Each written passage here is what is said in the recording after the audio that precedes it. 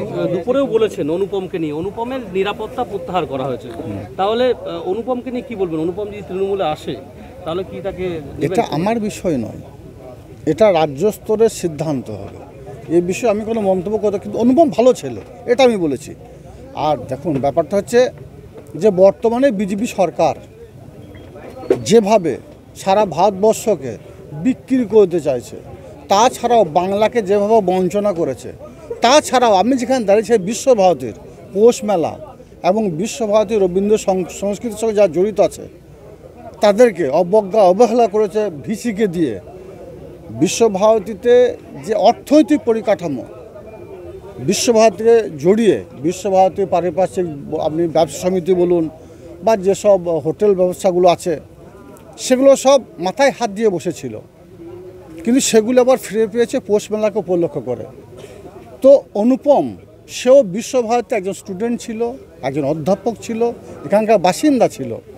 তো সেও যেমন সোনার বাংলা মুখ্যমন্ত্রী নির্দেশে এখানে বেশ কয়েকদিন ধরে উপাচার্যের বিরুদ্ধে যেটা প্রতিবাদ, একটা কর্মসূচি গড়ে তোলা হয়েছিল, সেই প্রতিবাদের সুরে সুর মিলেছিল অনুপম। তো আমি সর্বতই বলতে সুবুদ্ধির উদয় হয়েছে। ভারতবর্ষের বুকে যে জাতপাতের রাজনীতি করছে বিজেপি বা আরএসএস, তার বিরুদ্ধে যদি অনুপম কিছু বলে, আমি জানবো অনুপমের সুবুদ্ধি উদয় হয়েছে। বাংলার যারা খেটে খাওয়া খেতমজুর আছে, যারা মাথার ঘাম পায়ে ফেলে 100 দিনে কাজ করেছে, তাদের ন্যায্য দাবির অধিকার নিয়ে আমাদের যুবরাজ অভিষেক বন্দ্যোপাধ্যায় দিল্লিতে দরবার করেছিল, কিন্তু এখনও পর্যন্ত কেন্দ্রীয় সরকার যারা মাথার ঘাম পায়ে ফেলে 100 দিনে কাজ করেছে তাদের ন্যায্য অধিকার, ন্যায্য পাওনা দেয়নি। অনুপম যদি তার বিরুদ্ধে প্রতিবাদ করে, আমি বলবো অনুপম সুবুদ্ধি উদয় হয়েছে, ভালো ছেলে, শিক্ষিত ছেলে, এই জন্যই বলছি আমি। হঠাৎ করে আপনি এরকম ধরনের সার্টিফিকেট কেন দিচ্ছেন, গুড সার্টিফিকেট অনুপম? দেখুন, মানে ও কি তৃণমূলে যদি আসতে চায় বা যোগাযোগ করে, সেটা ক্ষেত্রে কি আপনি স্বাগত জানাবেন? আমি সোনার বাংলা মুখ্যমন্ত্রী মমতা বন্দ্যোপাধ্যায় চলার পথ আদর্শ অনুসরণে চলি। বাংলার যে উন্নয়ন, সারা ভারতবর্ষের বুকে যে অঙ্গরাজ্যগুলি আছে সব দিক দিয়ে বাংলা এগিয়ে আছে। তো বাংলার এই উন্নয়নকে যে সমর্থন করবে তাকেই আমি আমন্ত্রণ জানাবো, তাকেই আমি আমাদের পাশে আসার জন্য বলবো, সঙ্গে থাকার জন্য বলবো।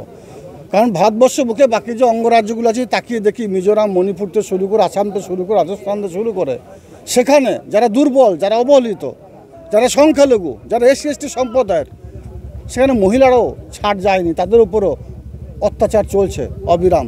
সুতরাং তার বিরুদ্ধে আমাদের বাংলার জননী মুখ্যমন্ত্রী মমতা বন্দ্যোপাধ্যায় সুরে সুর মিলিয়ে কেউ যদি প্রতিবাদ করে, তাকে অবশ্যই আমি বলবো সঙ্গে চলার জন্য বলবো, সঙ্গে নিয়ে চলার জন্য বলবো।